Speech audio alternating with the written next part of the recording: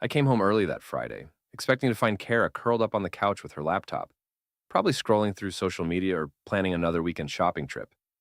Instead, I found her in our bedroom, slipping into a dress that left absolutely nothing to the imagination. Black, semi-sheer, and tight enough to require surgical removal. "What's the occasion?" I asked, leaning against the doorframe. "Victoria's Secret convention?" She turned, and I caught that look in her eyes. The same predatory gleam she'd had when we first met 10 years ago. Back then, it had been directed at me. Now, clearly, it was meant for someone else. "What if I told you I'm meeting two of my exes tonight?" she said, adjusting the dress over her bare skin underneath. I felt something cold settle in my chest, but I kept my voice light. "What would you do if I said you're not?" She laughed, that tinkling sound that used to make my heart skip. Now it just made my teeth ache. "Oh, Nick, you're so cute when you're jealous. But we both know you won't do anything about it." That's where she was wrong. I pulled out my phone and dialed the Ritz Hotel downtown. Put it on speaker. "Good evening, Ritz-Carlton. How may I help you?" "Hi, I need to cancel a reservation for tonight. Room 447, under the name Karen Stevens." Kara's face went white. Karen Stevens was her maiden name, the alias she thought I didn't know about. "Certainly, sir. May I ask the reason for cancellation?" "Change of plans. Also, you might want to check your other reservations. I believe there may be some complications with the other parties involved." I hung up and reached into my jacket pocket, pulling out a manila envelope I'd been carrying for 3 weeks. "Divorce papers," I said, handing it to her. "Also screenshots of your text messages with Ethan Brooks and Derek Lynn. Oh, and a recording of you and Megan planning tonight's little adventure. Turns out, your best friend has a big mouth when she's drunk." Kara's hand shook as she opened the envelope. Her phone started buzzing, then ringing, then buzzing again. "That would be Becca Brooks and Linda Lynn," I said. "Ethan and Derek's wives. I sent them copies of everything about an hour ago." The phone rang again. This time, Kara answered. "Ethan?" Her voice cracked. I could hear him screaming through the speaker. Something about his wife throwing his clothes out on the lawn and calling her divorce attorney. She hung up. The phone immediately rang again. "Derek, I can explain." More screaming. This time about frozen bank accounts and a very angry wife with a law degree. I adjusted my work shirt and headed for the door. "Change clothes, Kara. You look desperate." I paused at the threshold. "Oh, wait, you are." The last thing I heard as I walked downstairs was her phone ringing again, and her voice breaking into sobs. 3 weeks earlier, I'd been working late in my home office when I heard Kara on the phone in the kitchen.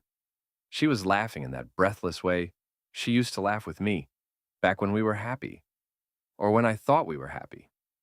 "No, he'll never suspect anything," she was saying. "Nick's too trusting. Besides, he's always at the construction site. We could probably do it in his own bed, and he wouldn't notice." I'd frozen at my desk, a cold rage building in my chest. Not the hot, explosive kind that makes you do stupid things. The calculating kind that makes you plan. I'd started paying attention after that. Really paying attention. Late nights at the office that didn't show up on her company's parking garage security footage. Girls' nights out with Megan that Megan's husband said weren't happening. Credit card charges at restaurants I'd never been to, on nights she claimed to be working late. The final piece fell into place when I hired Anita Parsons, a private investigator who used to be a cop before she got tired of the politics. Anita was thorough, discreet, and had a talent for getting people to talk. "Your wife's been busy," Anita had said, sliding a folder across the table at Murphy's Bar, our usual meeting spot. "Ethan Brooks, real estate agent. Married, 2 kids. Derek Lynn, tech startup guy. Also married. And here's the interesting part. They don't know about each other. How do you know? Because I've been watching all 3 of them. Your wife's been juggling them for months, telling each one he's the only one. They're both planning to surprise her tonight at the Ritz." That's when I'd started laughing. Not because it was funny, but because it was so perfectly, catastrophically stupid. "There's more," Anita had continued. "Her friend Megan's been helping coordinate, making alibis, covering stories. She's in it up to her neck. I'd paid Anita her fee and started planning. Not just the exposure. That was easy. I wanted complete social and financial destruction. I wanted Kara to understand what it felt like to lose everything. The first step was documentation. Kara had never been careful with her passwords, and we shared an iCloud account. Every text, every photo, every incriminating message was automatically backed up to my laptop. The second step was preparation. I'd quietly moved our joint assets into accounts she couldn't access, claiming I was reorganizing our finances for tax purposes. I'd consulted with 3 different divorce attorneys, choosing the most ruthless one. I'd even changed the locks on the house and had new keys made. She just didn't know it yet. The third step was timing. I needed everything to blow up simultaneously, in the most public way possible. Now, standing in my kitchen listening to Kara's world collapse upstairs, I felt a deep satisfaction. This was just the beginning. My phone buzzed. Text from Rick Soto, my foreman and the closest thing I had to a best friend. Heard some interesting screaming from your place. Everything okay, boss? I texted back. Everything's perfect. Meet me at Murphy's in an hour. We've got work to do. Saturday morning brought the annual Millbrook Fall Festival, and I wouldn't miss it for the world. Not today. Kara had spent the night in the guest room, her phone buzzing constantly with increasingly desperate calls. I'd heard her trying to reach Megan around midnight, but apparently Megan wasn't taking calls either. Funny how quickly friends disappear when the heat gets turned up. I dressed carefully, clean jeans, my best work boots, and a flannel shirt that made me look like the successful small business owner I was. Image matters in a small town, and today, I needed to look like the wronged husband, not the vengeful one. The festival was in full swing when I arrived. The town square was packed with families, food trucks, and the kind of gossip network that could destroy a reputation in minutes. Perfect. I spotted them near the apple cider stand. Kara, looking haggard in yesterday's makeup, and a hastily thrown together outfit, talking animatedly with Megan. They were trying to look casual, but I could see the panic in their body language. Nick, Mrs. Doyle, our elderly neighbor, appeared at my elbow. I heard the most interesting commotion from your house last night.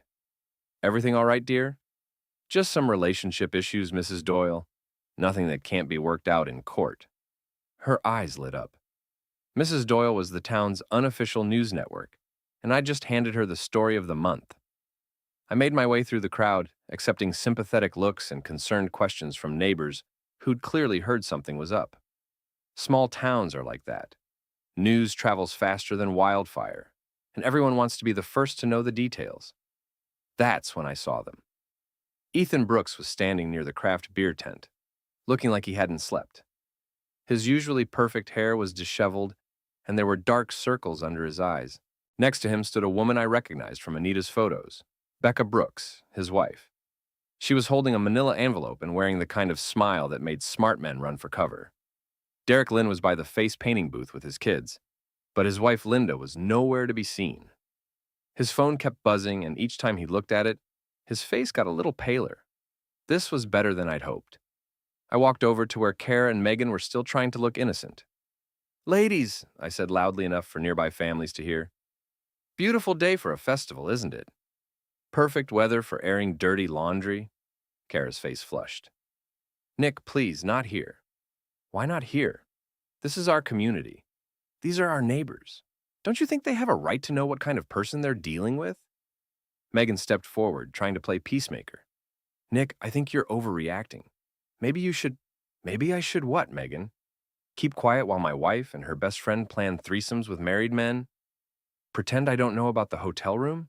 The fake alibis? The lies? The crowd around us had gone quiet. Phones were coming out. In the age of social media, public meltdowns were entertainment. That's when Ethan made his mistake. He walked over, chest puffed out, trying to look intimidating. Harper, you need to calm down. You're making a scene. I looked him up and down. Ethan was taller than me, but soft. Country club muscles, not construction site strength. Am I? Funny, I thought making a scene was what you did when you decided to sleep with my wife. That's not, I never... Room 447 at the Ritz. Last night. You, Derek, and my wife. Except it didn't quite work out the way you planned, did it? Ethan's face went red. You son of a... He took a step toward me, and I stepped back, right into the chili vendor's setup. My elbow accidentally knocked over a full ladle of beef chili. which splashed all over Ethan's expensive polo shirt. "Oh, I'm so sorry," I said, not sorry at all. How clumsy of me. The crowd was laughing now. Ethan stood there, dripping with chili, looking like an idiot. His wife Becca walked over and handed him the manila envelope. "Divorce papers," she announced to the crowd. "Filed this morning, along with a restraint order and a motion to freeze all marital assets." Ethan's mouth opened and closed like a fish. Derek, seeing which way the wind was blowing, started backing away from the crowd. But his phone rang, and when he answered it, we could all hear the screaming from the other end. "That would be Linda," I called out. "Derek's wife. She's a patent attorney, so she knows exactly how to make a divorce as painful as possible." Derek hung up and ran. Actually ran, leaving his kids with the face painter. The crowd was eating this up. Phones were recording, people were whispering, and I could practically see the Facebook posts being composed in real time. Kara grabbed my arm. "Please, Nick, stop this." I looked down at her hand, then back at her face. "You know what I love about small towns, Kara? Everyone knows everyone else's business. By dinner time, every person in Millbrook is going to know exactly what you've been doing. Your reputation, your job, your social circle, all of it's gone." I gently removed her hand from my arm. "You wanted excitement. You wanted drama. Congratulations, you got it." I walked away, leaving her standing in the middle of the crowd, tears streaming down her face, while Mrs. Doyle took notes for her evening phone calls. The festival was just getting started. That evening, Rick and I sat in my truck in the parking lot of Ethan's apartment complex, watching him pace back and forth in his second-floor window. The man was clearly having a breakdown, and honestly, I was enjoying the show. "So, what's the plan, boss?" Rick asked, unwrapping a sandwich. "We just gonna sit here and watch him lose his mind?" "Patience, Rick. Good revenge is like good construction. It's all about timing and attention to detail." Rick had been working for me for 5 years, ever since he got out of the Army. He was loyal, smart, and had a flexible relationship with conventional morality that made him the perfect partner for tonight's activities. "Ethan drives the white BMW, right? The one with the vanity plates?" "Sales one," Rick confirmed. "Real subtle." "What about the other guy?" "Derek's got the Tesla in the covered parking. We'll hit that 1 second." I'd spent the afternoon gathering supplies, saran wrap, washable window markers, biodegradable glitter, and a bag of frozen shrimp that was approaching its expiration date. Nothing illegal, nothing permanent, but definitely memorable. "Here's the thing about guys like Ethan and Derek," I explained as we waited for the lights in his apartment to go out. "They're all about image. Take away their dignity, and they fall apart." "What about your wife? What's her weakness?" "Control. Kara needs to feel like she's managing the situation, like she's smarter than everyone else. When that illusion breaks down, she breaks down." The lights in Ethan's apartment finally went dark. We gave it another hour, then got to work. Rick was an artist with the saran wrap. Within 20 minutes, Ethan's BMW looked like it had been mummified. Every surface was covered in multiple layers of clear plastic wrap, tight enough that it would take hours to remove. While Rick worked on that, I used the window markers to decorate the car's paint job. "Home Wrecker" across the windshield, "Cheater" on both side doors, and on the back window in large block letters, "I sleep with other men's wives." The glitter went inside the car through a partially open sunroof. Not enough to cause damage, but enough to make sure Ethan would be finding sparkles in his hair for months. The shrimp went under the floor mats. In a few days, when the smell really started developing, Ethan would understand the true meaning of lasting consequences. Derek's Tesla required a different approach. The car was locked up tight in covered parking, but the charging cable was easily accessible. A few quick cuts with wire strippers, and Derek would be dealing with a very expensive repair bill. We also left a note under his windshield wiper. "Your wife called. She knows everything. P.S. Check your credit cards." By the time we finished, it was nearly midnight. We packed up our supplies and headed back to my truck, just as Ethan's apartment lights came back on. "Think he heard something?" Rick asked. "Probably just his conscience keeping him awake." We were pulling out of the parking lot when my phone buzzed. Text message from an unknown number. "This isn't over, Harper." I showed Rick the message. He laughed. "Tough guys making threats now? Let him. Tomorrow, when he sees what we did to his car, He'll understand that I'm not the one he should be worried about. As we drove home, I felt that cold satisfaction settling deeper in my chest. Phase 1 was complete. Kara's affair was public knowledge. Both lovers were dealing with divorce proceedings, and their reputations were in ruins. But I wasn't done. Not even close. Monday morning brought the confrontation I'd been expecting. I was in my site trailer, reviewing blueprints for a new subdivision, when Rick knocked on the door. "Boss, we got company." And he looks pissed. Through the trailer window, I could see Ethan Brooks stalking across the construction site, his expensive shoes slipping on the muddy ground. He'd clearly spent the weekend dealing with his car situation. There were still bits of glitter in his hair, and he smelled faintly of rotting seafood. "Let him come," I said, not looking up from my blueprints. Ethan burst through the trailer door without knocking, his face red with rage. "You son of a bitch. Do you have any idea what you've cost me?" "Ethan, good to see you. How's married life treating you these days?" "My wife filed for divorce. She's taking half of everything. Congratulations, you earned it." He took a step closer, his hands clenched into fists.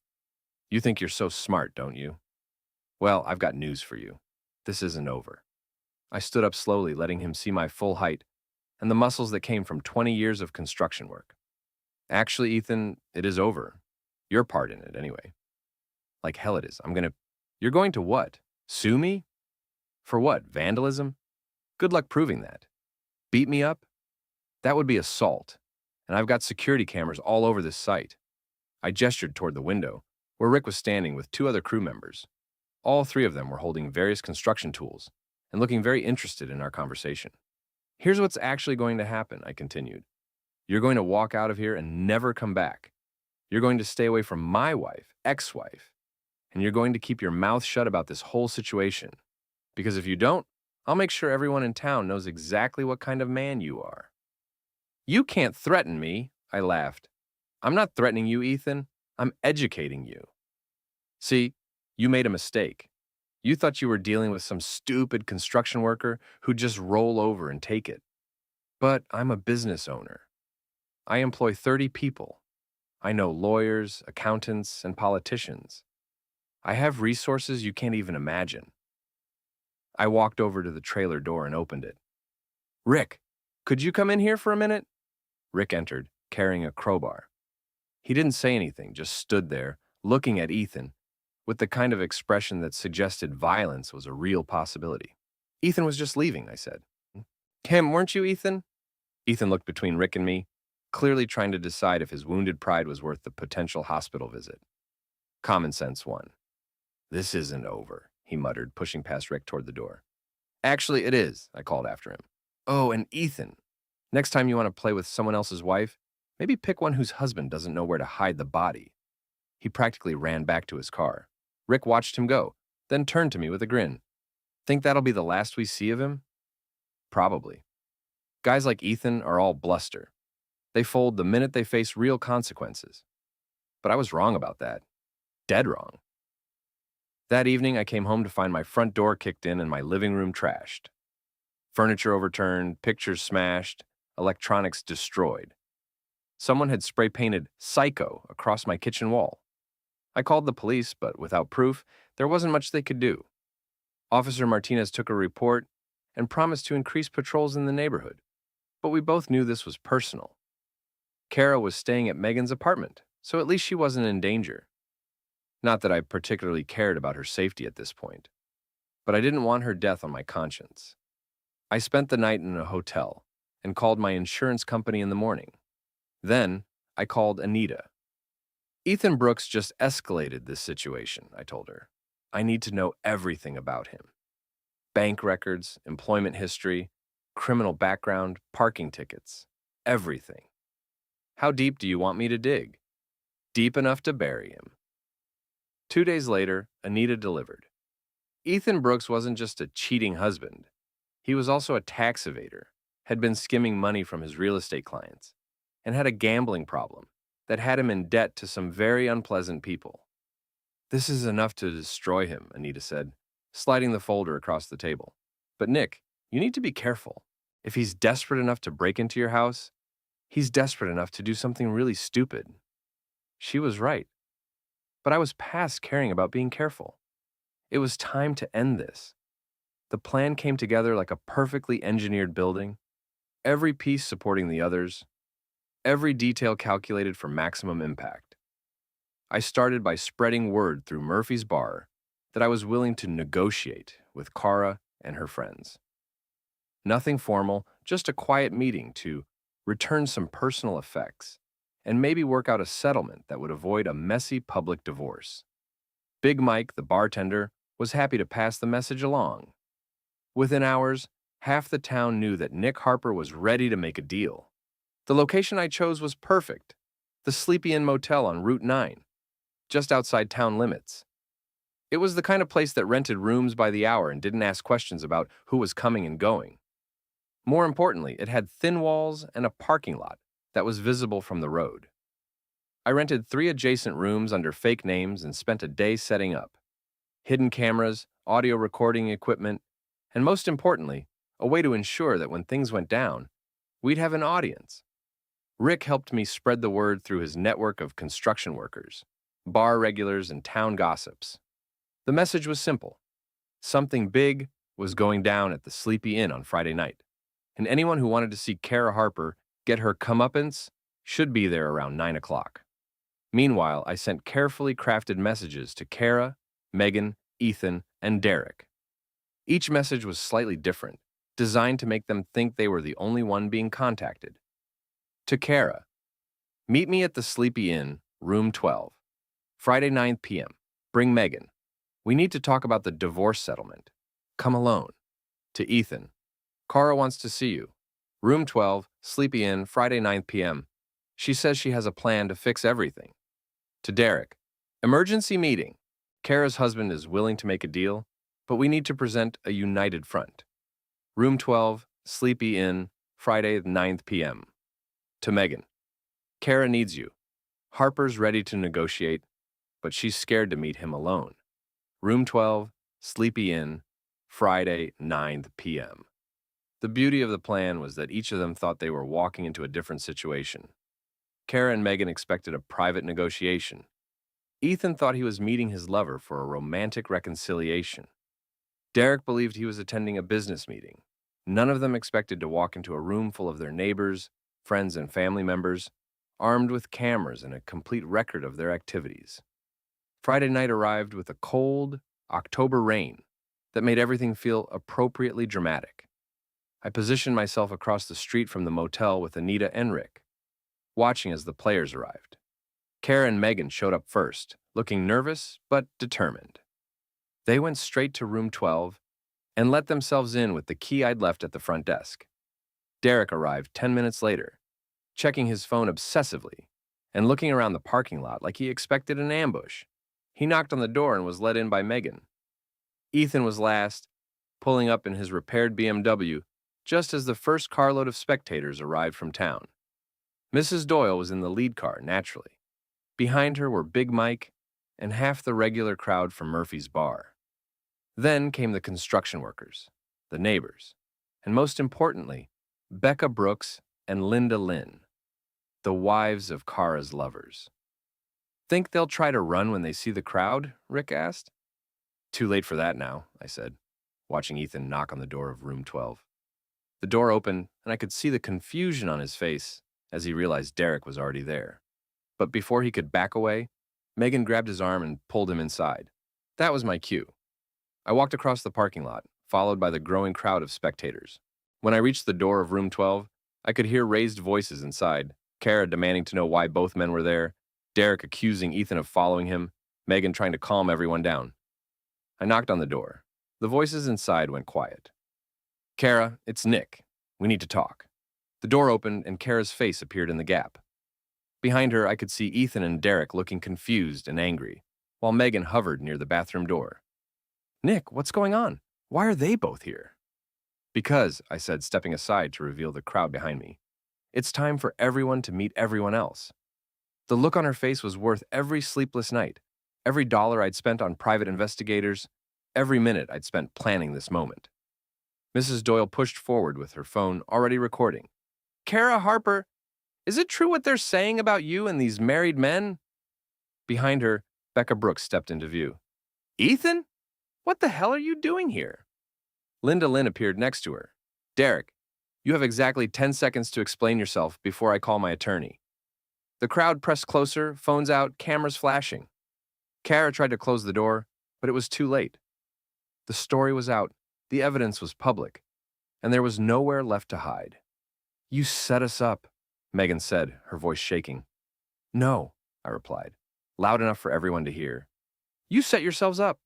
I just made sure everyone got to see it. That's when Megan made her fatal mistake. Desperate and cornered, she tried to turn the tables. This is harassment, she shouted to the crowd. Nick Harper's stalking his wife. He's been threatening us, breaking into our homes, destroying property. He's dangerous, the crowd murmured, some of them looking uncertain. For a moment, I thought she might actually pull it off. Then Rick stepped forward, holding his phone. Funny thing about accusations, he said. They work better when you don't make them while being recorded. He held up his phone, showing a video of Megan and Kara in the motel room 20 minutes earlier, before the men arrived. You want to hear what they were really planning? Rick announced to the crowd. They were going to claim Nick abused them, take out restraining orders, and steal his construction company while he was tied up in court.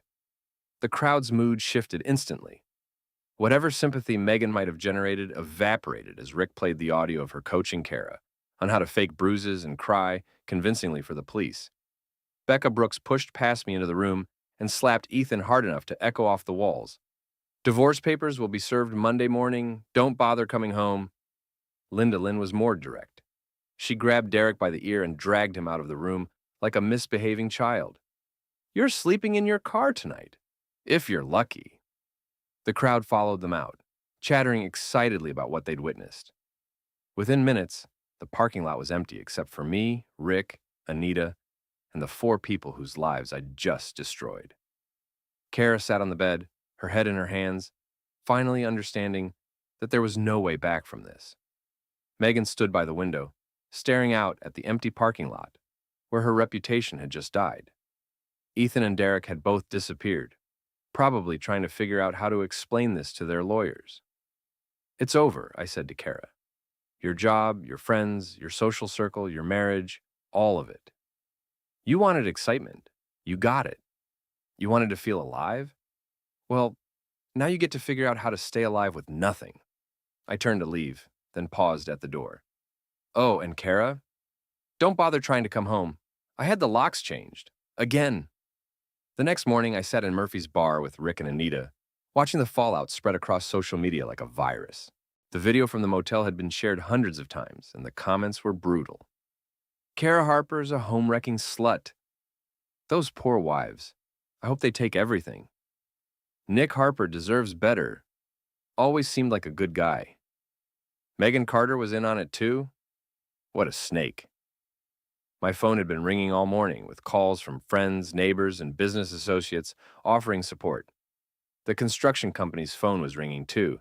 Apparently, being the wronged husband in a public adultery scandal was good for business. So, what's next? Rick asked, nursing his coffee. Think they'll try to fight back? With what? Their reputations are destroyed, they're facing divorce proceedings, and everyone in town knows exactly what they did. Anita looked up from her laptop.